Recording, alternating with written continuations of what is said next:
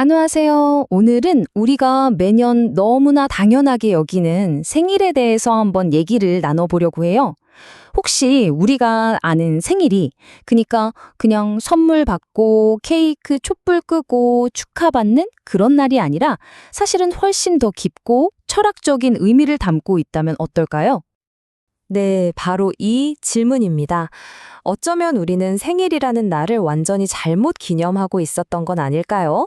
이게 좀 도발적으로 들릴 수도 있겠지만요. 오늘 우리랑 함께 살펴볼 이 새로운 관점은 바로 여기서부터 모든 이야기가 시작됩니다. 우리가 탐구할 핵심 아이디어가 바로 여기에 다 들어있어요.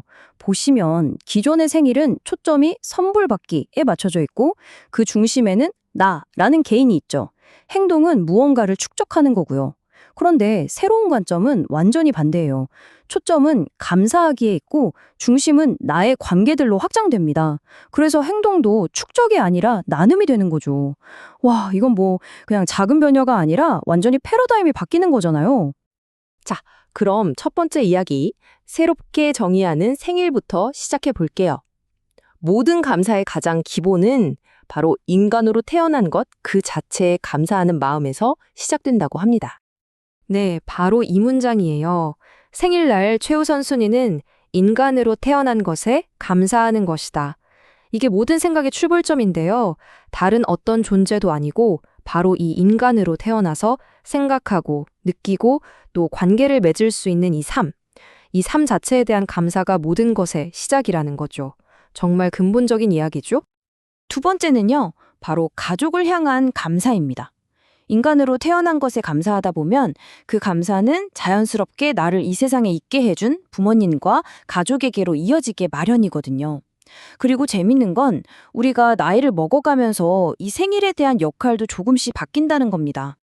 여기 보시면 그 변화가 잘 나타나 있어요. 먼저 21세 미만일 때는 부모님의 가르침을 받고 의지하는 시기니까 부모님께 감사하는 게 당연하고요. 그러다 20대가 되면 이제 독립을 준비하면서 진정한 감사의 의미, 그리고 효가 뭔지 배우고 실천하게 되죠.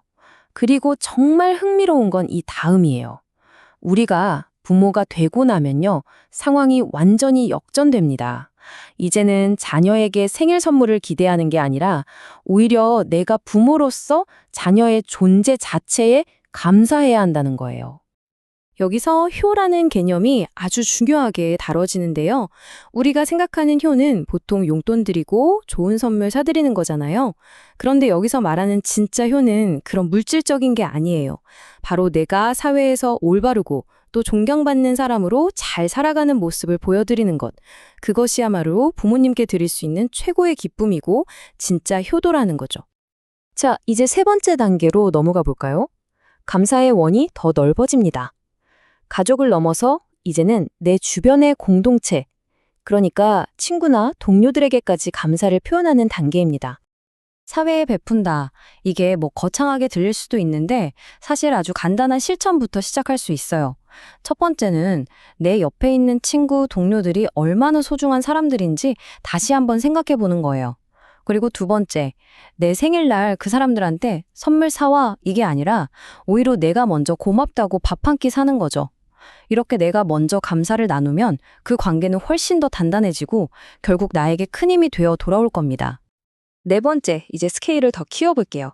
바로 리더의 자리입니다. 이 생일에 대한 철학은요, 특히 리더의 위치에 있는 사람에게는 훨씬 더 큰 책임과 의미로 다가옵니다. 이 표를 보면 그 차이가 정말 명확하게 보여요.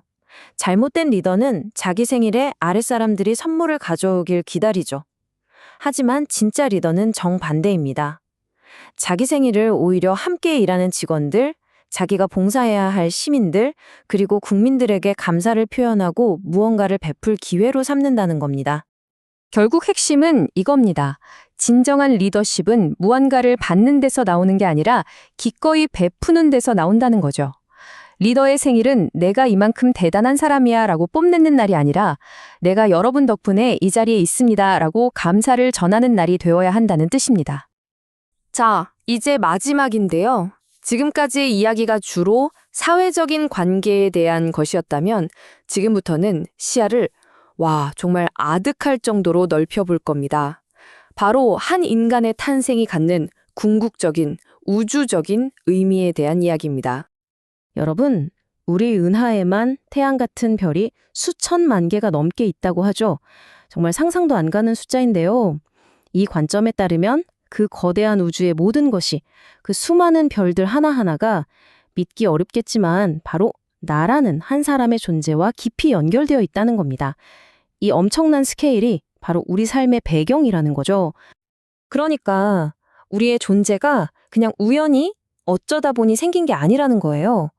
이 태양계 자체가 인간이 이 지구라는 행성에서 살아갈 수 있도록 아주 정밀하게 설계된 하나의 무대라는 겁니다. 태양의 온도나 거리, 행성의 질량 같은 모든 것들이 우리 인간을 위해 완벽하게 계산되었다는 정말 놀라운 생각이죠. 그리고 여기서 정말 뭐랄까 상상도 못했던 개념이 하나 나오는데요. 바로 영혼을 세탁한다는 아이디어예요. 이게 뭐냐면 한 생이 끝난 영혼은 바로 다음 생으로 가는 게 아니라 우주의 여러 별들을 여행하면서 정화 과정을 거친다는 겁니다. 마치 더러워진 옷을 깨끗하게 빨아서 새 옷처럼 만드는 것처럼요. 영혼에 묻은 때를 싹 씻어내고 다시 순수한 상태로 돌아가서 다음 생을 준비한다는 거죠. 그렇습니다. 이걸 종합해보면 우리 한 사람 한 사람의 탄생은 그야말로 거대한 우주적 작전의 결과물인 셈이에요. 저 광활한 우주에서 영혼 하나가 선택되고 여러 별을 거치며 맑고 깨끗하게 정화된 다음에 마침내 이 지구라는 것에서 육신을 받아 새로운 삶의 기회를 얻게 되는 것. 이게 바로 우리의 탄생이라는 겁니다.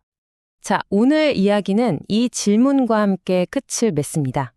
여러분의 탄생은 단순히 부모님 사이에서 일어난 작은 사건이 아니라 하나의 거대하고 장엄한 우주적 사건이었습니다. 그렇다면 당신은 그토록 귀하고 소중한 탄생의 가치를 앞으로 어떻게 기리며 살아가시겠습니까? 다가오는 다음 생일에는 이 질문을 한 번쯤 스스로에게 던져보는 건 어떨까요?